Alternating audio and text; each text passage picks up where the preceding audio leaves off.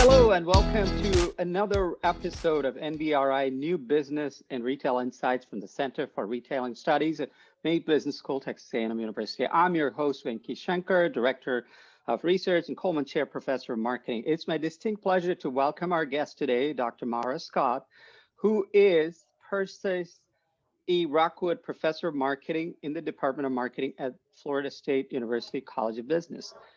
Maura's research interests include consumer behavior, consumer and societal well-being, public policy, and services marketing. She's interested in studying how to help improve consumers' financial health and food decisions, particularly among vulnerable populations. Maura is the president-elect designate of the American Marketing Association's Academic Council. She also serves on the board of directors for the Association for Consumer Research as the Industry Perspectives Director. In addition, she is co-editor-in-chief of the Journal of Public Policy and Marketing. Maura's research has been published in leading scholarly journals, including the Journal of Marketing Research, the Journal of Consumer Research, to name a few. She's held managerial positions at 3M, Dial Corporation, and Motorola. She earned her PhD from the Arizona State University. Thank you, Maura, for joining me in this conversation today. How have you been the last 1 year or so? Yeah, I'm doing fine. I'm grateful for this opportunity. So thank you so much, first of all, for this tremendous privilege to speak with you. Oh, you're welcome. I gave a boilerplate description of you, but I'm sure you're richer than that. How would you best describe yourself? Maybe in a few words, maybe 5 attributes that best describes you. Yeah, I would be happy to do that. If I had to identify 5 words that I think capture where my mind has been and where my vision is, I would say gratitude, especially over the course of what we've seen transpiring in the world. I'm very reflective on that and very grateful for where my life is. Optimism. I think work ethic is also something that for me is a defining word, and it's something that guides my approach to my career. Well-being, because this is an area that my research focuses on. I'm interested both in my role as a scholar, my role as an educator, and my role as an editor, focusing on well-being. And then the final word I would share would be inclusiveness.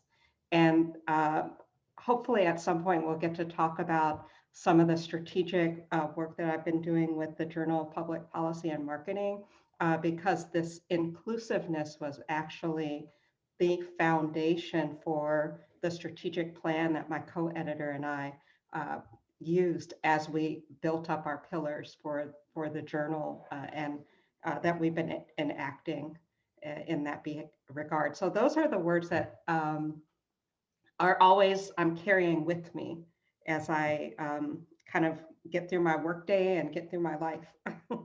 Splendid. And we'll talk more about especially your work and philosophies on well-being, inclusiveness. But before we get to that, can you briefly describe your research journey? Where did you get started and how did you want to become a marketing scholar and engage in research on these kind of topics? So let's hear a little bit about your background. Sure. So as you mentioned, prior to this academic career, I worked for a few large companies. I worked in new product development at 3M Company up in the headquarters in Minnesota. I also worked in brand management at the Dial Corporation, and I worked in marketing also at Motorola. And these were all very rewarding experiences in different ways. But I think one thing that stood out to me through all of those journeys is that I wanted to address the questions that we were trying to tackle across those firms at a higher level of abstraction. And I felt that this academic career as a researcher gave me the opportunity to do that. And so my research journey actually started by looking at the role of marketing in influencing food consumption and well-being. So that was my dissertation work that continued in developing with co-authors this concept of food well-being and how consumers can interact with the marketplace in a way that's going to promote their health and well-being, as well as the well-being of society. And so that's sort of how this journey began for me, and it's been fantastic. That's awesome to hear. Now, you mentioned food and well-being are one of the pillars or cornerstones of society's issues today, even as we speak. And we know that obesity and diabetes, these are some of the big problems that are facing the U.S. Consumers today. How hard was it for you to start working on a sensitive topic like this where people are struggling and yet we need some solutions? I think that's a very good question. And the reason is that when you think about diseases like obesity, these are diseases that are stigmatized. And Right. in fact, one of the recent papers that was just forthcoming in the Journal of Marketing and Research that I worked on with my co-authors addressed just that question. So if you don't mind, I'll share it with you a little bit about that research Sure, because that'd be a I great think opportunity. Yeah. so. One of the things that I was interested in is when you think about health decision making and well-being, um, different disease states bring with them different types of social judgments from the outside world. So, some diseases like obesity, like HIV, like, these diseases where the outside world perceives that the patient has some control over them and maybe played a part in sort of getting to that disease state, can carry with them stigma. Diseases Right. that are perceived as contagious can also cause stigma. Whereas other diseases, if you think about a disease like breast cancer, it's a disease that doesn't actually carry very much stigma with it. There's certainly many other challenges that go with that disease, but it's not a highly stigmatized disease. So in our research, we worked with a company, a healthcare firm that was trying to figure out how to get patients more engaged in their healthcare by interacting with others. And so, as you can imagine, when a person has a disease that's highly stigmatized, it's tough to say, I want to go out and talk with other people about this. And so Right. this was our challenge. What we knew from prior literature and from some of the insights that the company had is that when patients are more engaged, when they're co-producing with other patients, with other healthcare experts, that it's actually promoting uh, better health outcomes for that person. So there's a very good reason to find solutions to promote this sort of interactive The activity. dialogue, or yeah, Absolutely. And so yeah. this is what we did in our research. The firm had a database And what of, did you find? yeah, so what we found Sorry. is that people with highly stigmatized illnesses were open to interacting with others, but they needed to know that those people who were going to be in those online communities with them shared their disease, that they were not going to encounter this threat of social devaluation and social judgment.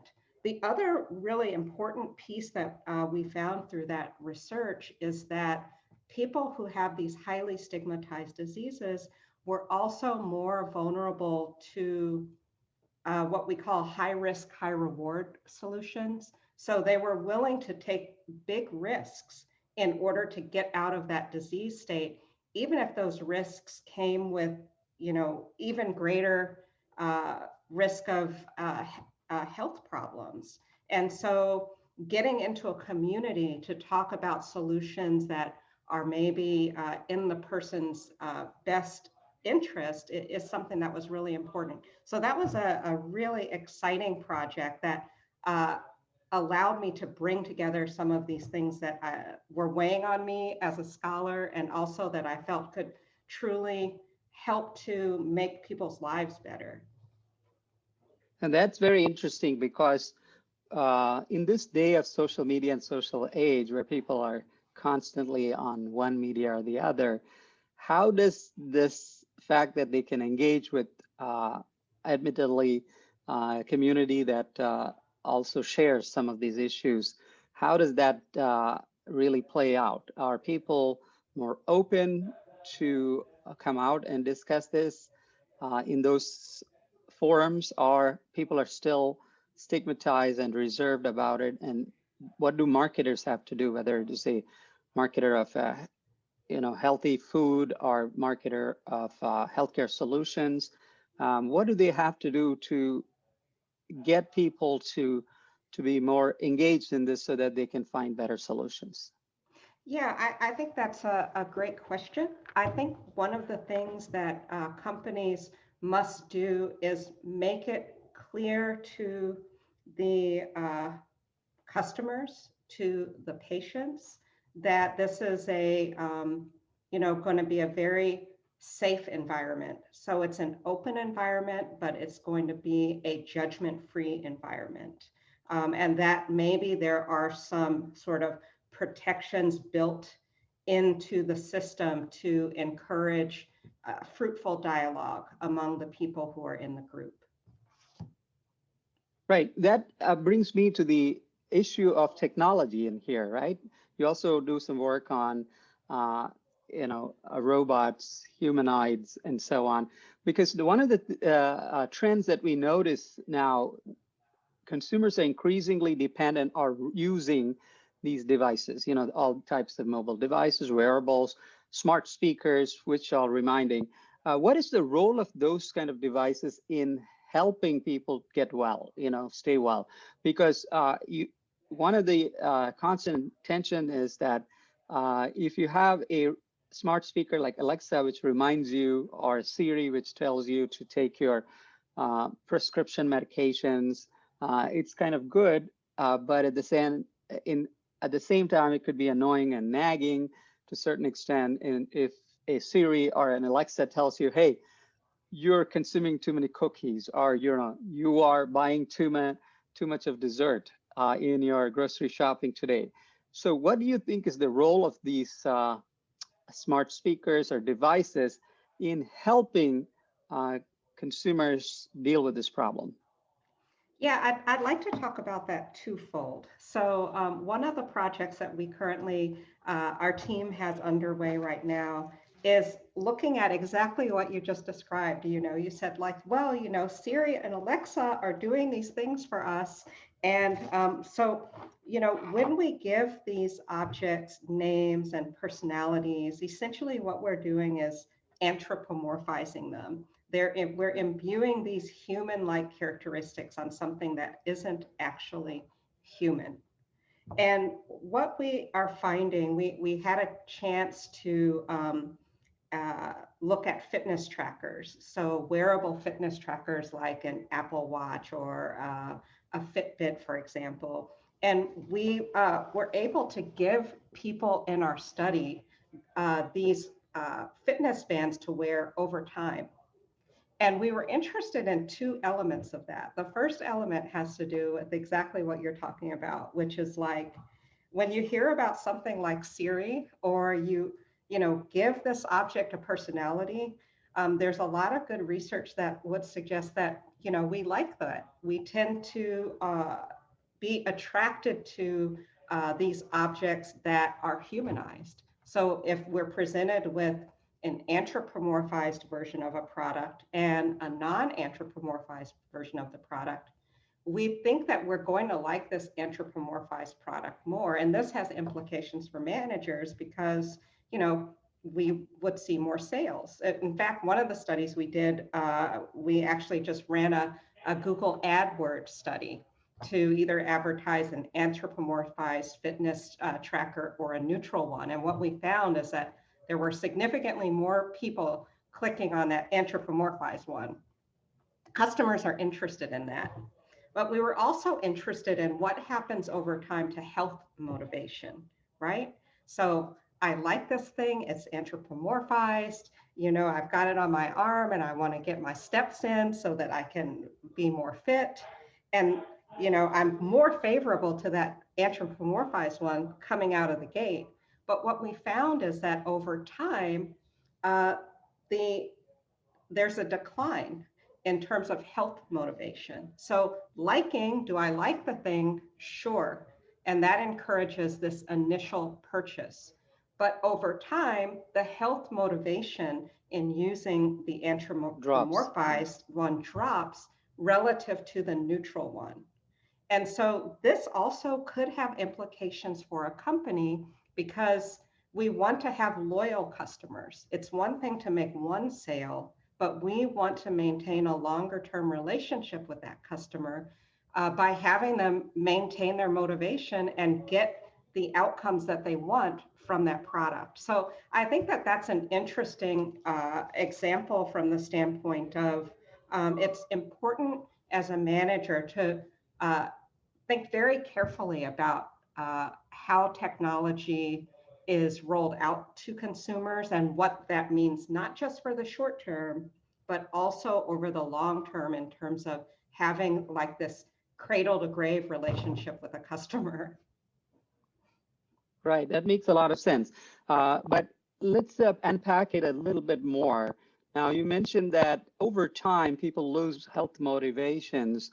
And is that because people perceive these humanized devices as creepy or some kind of intrusive or some kind of annoying or irritating companions? Or is it because they feel like I would like to engage with this humanized robot for other pleasurable or fun activities, entertainment activities, but I don't want this to be my grandmom or a mom, right? Reminding me what to do, right? Yeah, I think that's an excellent. Do you think? Please. Yeah, go ahead. Yeah, I think this is really interesting. And you brought up a great term that I like, creepy.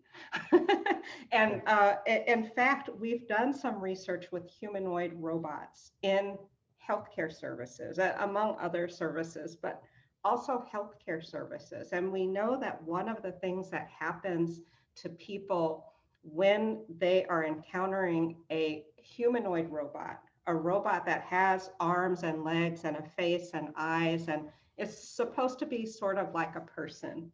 When consumers encounter these humanoid robots in a service context, they do feel that they're creepy. Yeah, they're creepy and they can create a sense of anxiety. And I think that this is an opportunity for research, continued research. We started in that way, but I think that's just the beginning of the conversation. And there have been other great research teams also adding to this important conversation. Because what we know is when you think about something like consumer well-being and health well-being, a key component of that is containing costs, right? We want to be able to deliver the best product or service to as many people as possible so that people can retain their dignity and their health as they go through their healthcare journey. So when we think about that, one way to contain costs is to use technology to sort of provide some of the functionality that they can replace some human workers so that the humans can maybe do some of the more specialized work that technology can't fulfill. So we know that there's this opportunity to use the technology as a cost saving, but at least for the moment, consumers find these types of technologies to be creepy and to be anxiety inducing. And so I think for companies who think about using robots as part of the service provision, which by the way is already well established in various industries, the challenge will be, how do we increase the comfort level and decrease the anxiety of consumers and do away with this sense of creepiness so that consumers are willing to accept this service provision. And so that's something we are continuing to explore. Now that's a very interesting path for you to research going forward. But when we talk about enabling consumers to eat well, healthy, and also stay healthy by exercising healthy, let's talk a little bit about also the fact that how do we enable the society to be also following ethically and moral principles? You mentioned inclusiveness or inclusion as part of your focus in research. How do we make sure that, with this technology, the robots coming into play, they have their biases, how do we make sure that these technologies or devices are also making sure that we have greater inclusiveness and inclusion in our society? Yeah, I think that's a good point. I think that when we look at technologically based offerings in the marketplace, it's important to acknowledge that those are still programmed and designed by humans. We're not perfect. We show up with all of our inherent and implicit biases. And so I think acknowledging that at the development stage and taking steps to ensure that these products are not sort of hardwired with bias baked in is one important step in addressing that. And this is where I think marketing truly can have an impact, because marketing needs to be part of that design discussion and addressing sort of these ethical concerns as we develop and introduce offers into the marketplace. Excellent. So what is your own research on inclusion and inclusiveness lead us? Tell us some of the findings and insights that you have about it so that we can be better informed. Sure. Yeah. So there's a project I'm very excited about. This paper was just published in the Journal of Consumer Psychology recently. And one of the things that I like to do in my own, oh, thank you. So one of the things I like to do in my research is I like to work with companies. So even though I'm a more traditional consumer behavior researcher coming out of business, I like to work with firms to conduct the research. And so one of the things that I was doing is just on an ongoing basis, working with a bank in our local community here in the university town. And this bank was interested in something that we were also very concerned about, which is banking deserts. So a banking desert is basically a lower income community that doesn't have easy, convenient access to traditional banking services. So instead of relying on a traditional bank, if a person got a paycheck, they might go to a payday loan service to cash their paycheck, or a check cashing service, or even a pawn shop to sort of manage and navigate basic financial needs. Non-banking institutions and establishments, yeah. That's right. And these establishments often employ very expensive interest rates, for examtle, that make it very difficult for people to save and to build wealth for the future. And so the CEO of this bank that we worked with was also very concerned about this and wanted to open a branch in this community. But the challenge was how to build trust, because many underrepresented communities also have a history of being treated poorly and sometimes even exploited by taken financial advantage. institutions. Yeah. Absolutely. And so one of the challenges it was, how do we convince folks that this is a place that they can trust and that they can begin to wealth build for themselves?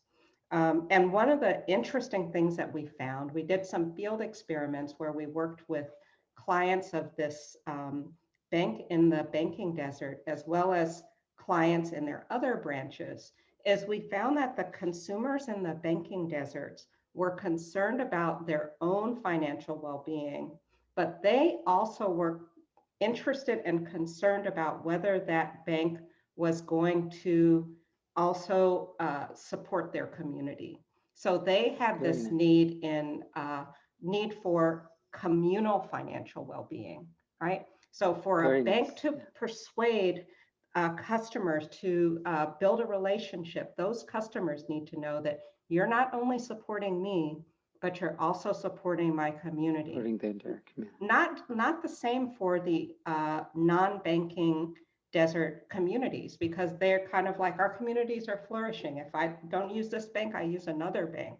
But it was much more closely held. And so for me, this was another example of how messaging that firms use may need to be different for vulnerable communities if we want to include those communities. And by the way, the traditional population was pretty saturated as a market. So this gave the bank an opportunity to expand into a new market as well. So really was a win-win type of solution with that research. So yeah, that's a very interesting finding, because what you're saying is the value proposition is not directed at the consumer only, but it's also connected with the society of the consumer, the community of the consumer.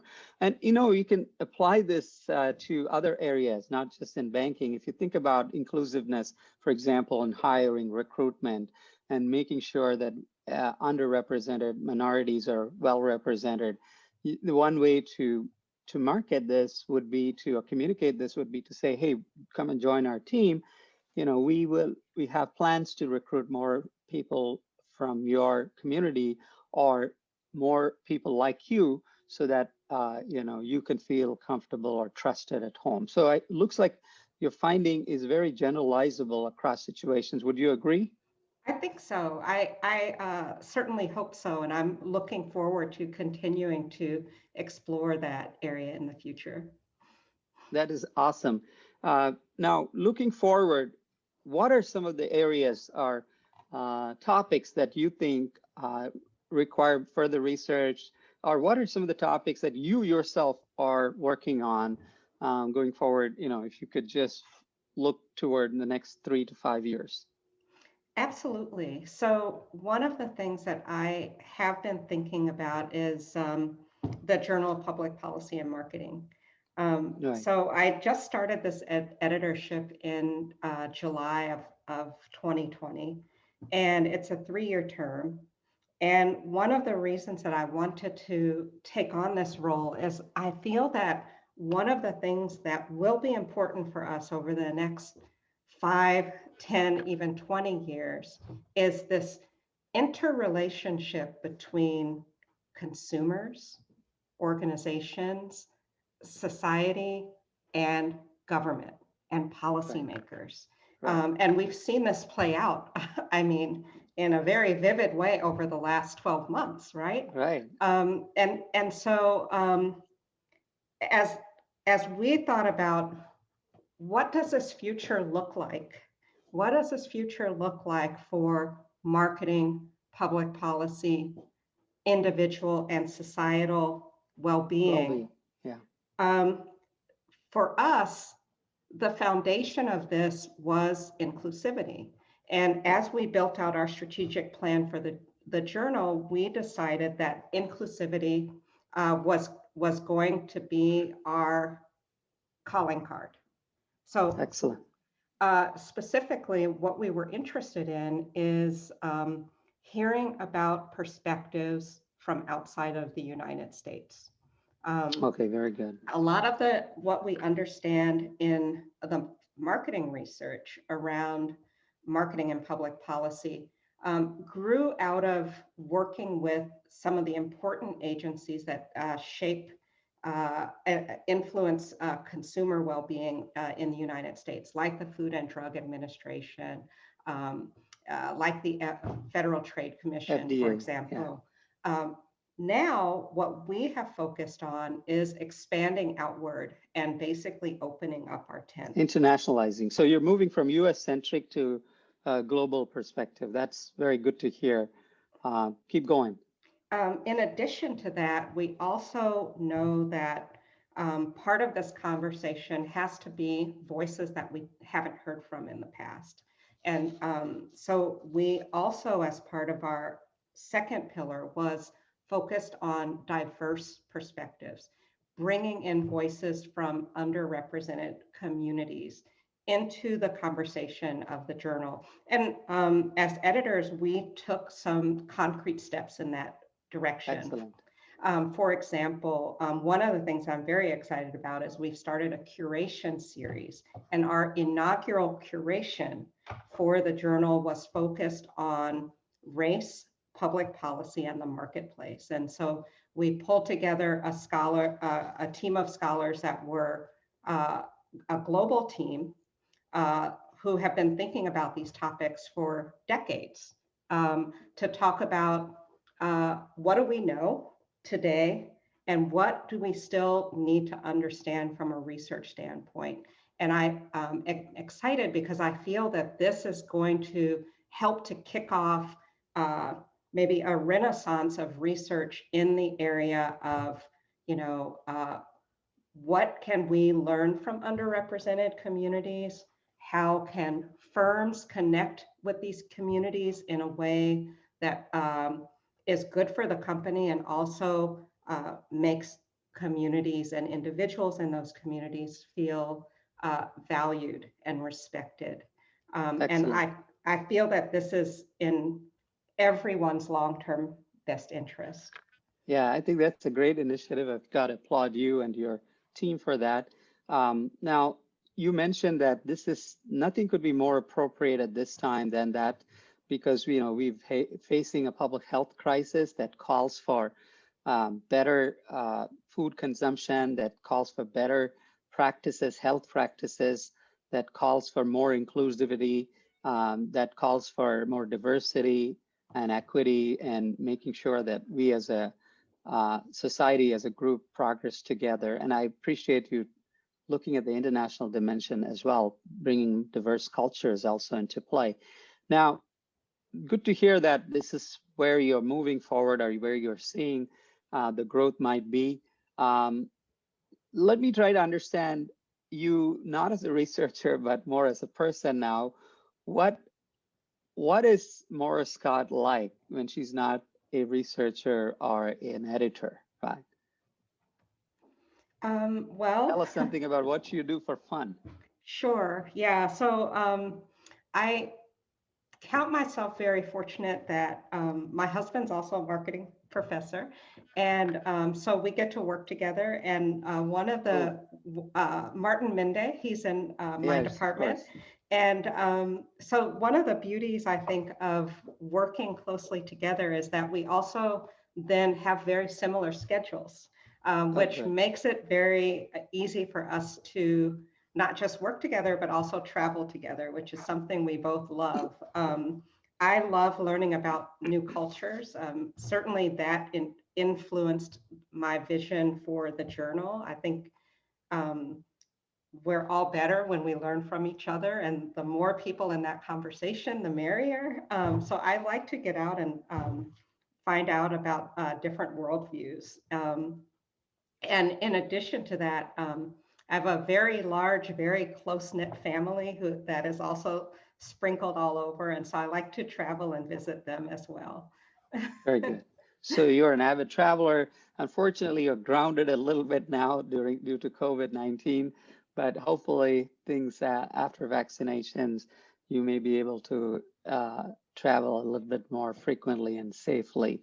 So that's great to know about your other side. Now, before we close this interview, I wanted to ask you for your final thoughts on, we have great viewers. We have students, former students, executives, public policy officials, government executives, as you pointed out, the different stakeholders. We have other educators, researchers. What would be your message to them in terms of what would you like them to be prepared for a future the next 3 to 5 years? So what should they be doing differently, or what should they be focusing on as they move forward? Yeah, from my point of view, and this guides my own research, I think that tackling the question of how to make financial services and healthcare services um, accessible and equitable And for all affordable, yeah. people is paramount to the well-being of society. And so I think regardless of where our little piece of that puzzle plugs in, thinking about inclusivity and well-being as we approach those questions is critical at this stage. Very good. I'm glad that that's a great message forward. And you had mentioned some concrete steps. So perhaps viewers and listeners can look at your research, your editorial, and get a little bit more insight and detail on all the suggestions that you have to make. Thank you, Maura. You've been a wonderful host, and it's a pleasure talking to you. Thank you so much. And we wish you great success in the rest of your research efforts and your editorial efforts, and look forward to continuing to read your research in the future. Thank you. Thank you very much. This was a great privilege, and I appreciate you inviting me.